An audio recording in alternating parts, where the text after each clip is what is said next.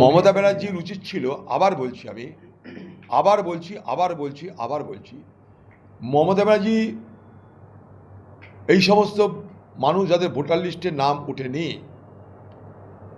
যারা ডিলিটেড হয়েছে, যারা ট্রাইব্যুনালে যেতে বাধ্য হচ্ছে, তাদের জন্য কুমিরের কান্না না কেঁদে এখনই মমতা ব্যানার্জির দাবি করা উচিত যে ভোট স্থগিত করো।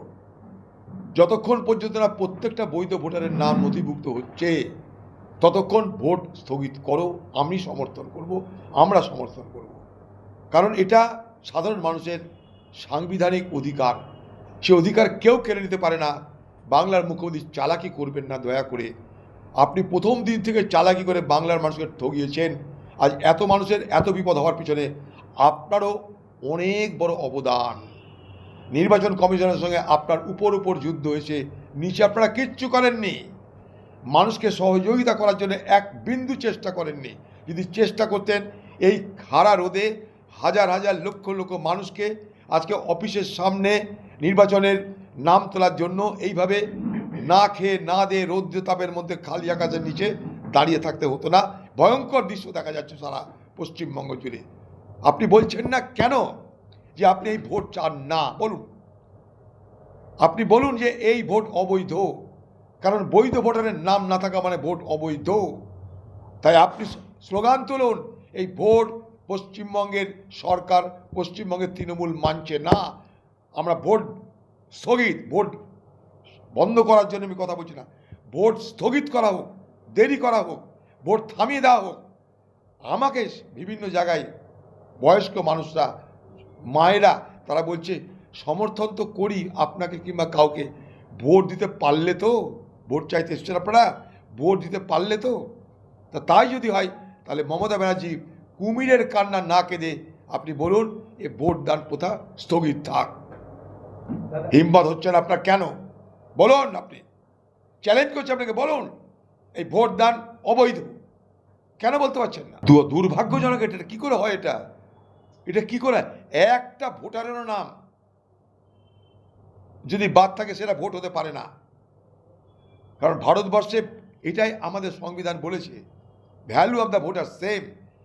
আম্বানি, আদানি সারা ভারতবর্ষের সবথেকে বড় লোক, তাদের ভোটের মূল্য যা, রাস্তার একটা ফুটপাতের একটা ভিখারি, একটা রিক্সাওয়ালা, টোটোওয়ালা, তারও ভোটের মূল্য তাই। যে সংবিধান সে অধিকার দিয়েছে, সেই অধিকার আমি কী করে কেড়ে নিতে পারি? দেখুন ব্যাপারে যে পশ্চিমবঙ্গ পুলিশের নিরপেক্ষতা নিয়ে যদি তৃণমূলের লোক প্রশ্ন করে তাহলে গাধাতেও হাসবে, ঘোড়াতেও হাসবে। কারণ সারা বাংলার মানুষ জানে যে পশ্চিমবঙ্গের পুলিশ বাহিনীকে মমতা ব্যানার্জি তার গোলাম বাহিনীতে রূপান্তরিত করে ফেলেছে। পশ্চিমবঙ্গে পুলিশ বাহিনীতে নির্বাচন কমিশন হয়তো উপরে কিছু রদবদল করেছে, এসপিকে, ডিএমকে, এদিক থেকে ওদিক, কিন্তু বাকি নিচে তলার যত পুলিশ অফিসার আছে তারা তৃণমূল দলের জন্য, তৃণমূল পার্টির জন্য, সরকারের হয়ে কাজ তারা করেই চলেছে। কারণ একটা জিনিস মমতা ব্যানার্জি জানতো, তৃণমূল জানতো যে নির্বাচন কমিশন যেদিন থেকে দায়িত্ব পাবে, পশ্চিমবঙ্গে যে সমস্ত তৃণমূলের বংশবদ বড় বড় অফিসার তাদেরকে ট্রান্সফার, রিপ্লেসমেন্ট এদিক ওদিক করবে, রিপ্লেসমেন্ট এদিক থেকে ওদিক, ওদিক থেকে এদিক করবে। তাই তারা আগে থেকেই সেই প্রিপারেশন নিয়ে প্রিএমটিভ মেজার হিসাবে নিচের তলাটা ঠিক রেখে দিয়েছে। একদম ভিলেজ পুলিশ থেকে আরম্ভ করে, সিভিক পুলিশ থেকে আরম্ভ করে, থানার এএসআই, টাউনবাবু, এসআই, এই পর্যায়ে তৃণমূল তার নিজের লোককে আগে থেকেই বসিয়ে রেখেছে। ফলে সারফেসে উপর এদিক ওদিক কিছু পরিবর্তন হলেও নিচের তলা যেমনকার তেমন অটুট থেকে গেছে। অটুট থেকে গেছে বলেই আজও আমাদের পোস্টার লাগানোর পর ছিঁড়ে দেওয়া হয়, আজও আমাদের ফ্লেক্স খুলে নেওয়া হয়। সব কিছু পুলিশ জানে, চুপ করে থাকবে। অভিযোগ করা হলে চুপ করে থেকে যাবে, অপরাধ করলে নির্বাচন কমিশনের চাপে পড়ে ধরলেও ছেড়েও দেবে।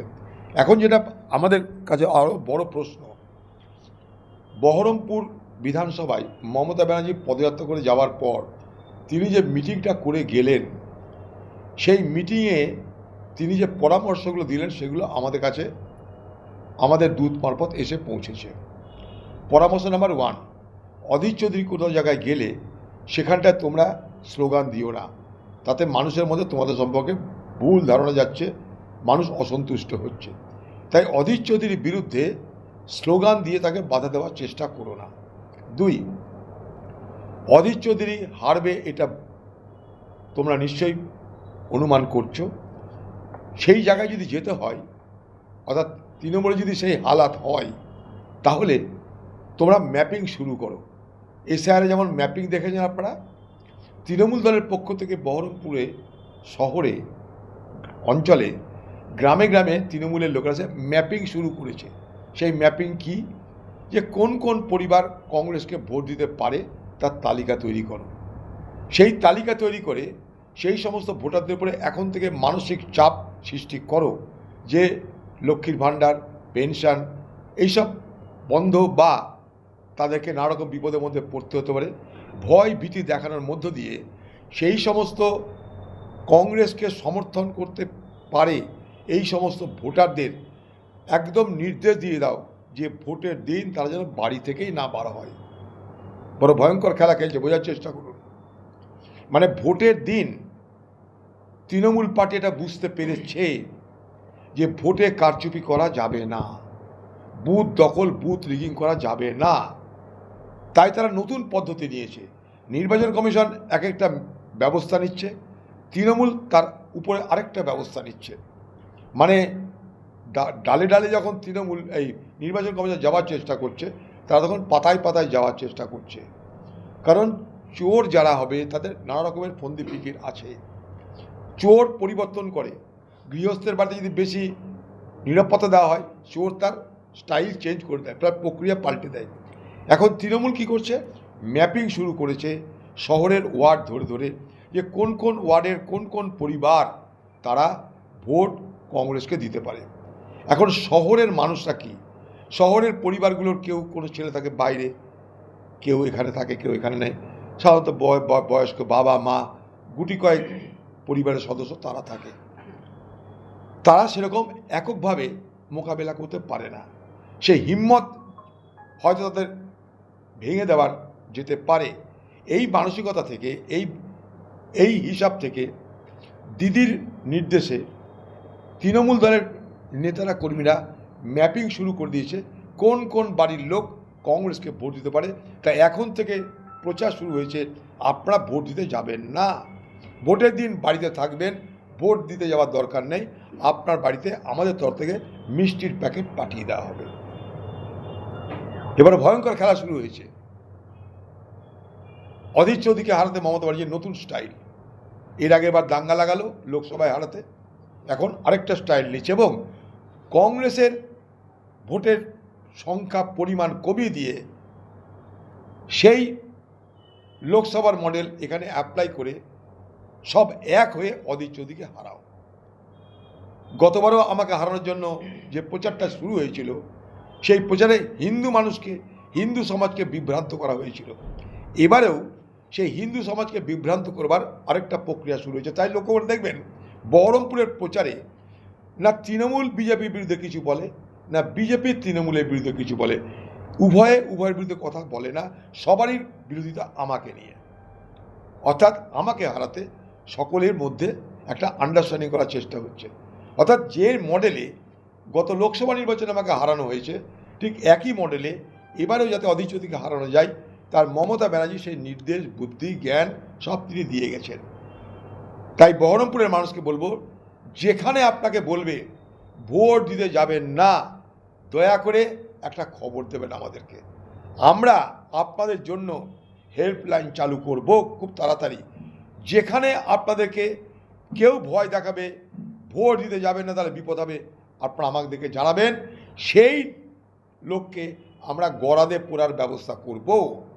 এতটুকু ভয় পাবেন না। ভোট দেওয়ার অধিকার আপনার সাংবিধানিক অধিকার, আপনার স্বাধীন দেশের নাগরিক হিসাবে আপনার নাগরিক অধিকার। তৃণমূল সে অধিকার কেড়ে নিতে চাইলে আপনি আপনার অধিকার থেকে নিজেকে বঞ্চিত করবেন না। বড় ভয়ঙ্কর সমস্ত ষড়যন্ত্র এই বহরমপুর শহরে করার চেষ্টা করছে, কিন্তু বহরমপুর শহরের মানুষকে সঙ্গে নিয়ে তাদের কোনো চক্রান্তকে এখানটায় সফল হতে দেওয়া হবে না। না তো না। বাহ, তৃণমূলকে তাড়িয়ে দিয়েছে, অন্তত তাড়িয়ে দেওয়ার যন্ত্রণা তো বুঝুক কমসে কম এরা। কারণ সারা বাংলায় এই তৃণমূলকে ক্ষমতায় নিয়ে এসেছিল কংগ্রেস, আর সেই কংগ্রেসকে বিক্ষত করে খতম করে দিয়ে তৃণমূল পার্টি এই বাংলায় সরকারে টিকে রয়েছে। তাদের প্রশাসন, তাদের পক্ষ থেকে কোনোদিন সামান্য সম্মানটুকুও বিরোধীদেরকে দেওয়া হয় না। এখানকার পুলিশ, এখানকার প্রশাসন বিরোধীদের সঙ্গে কী ব্যবহার করে তা তারা খুব ভালো করেই জানে।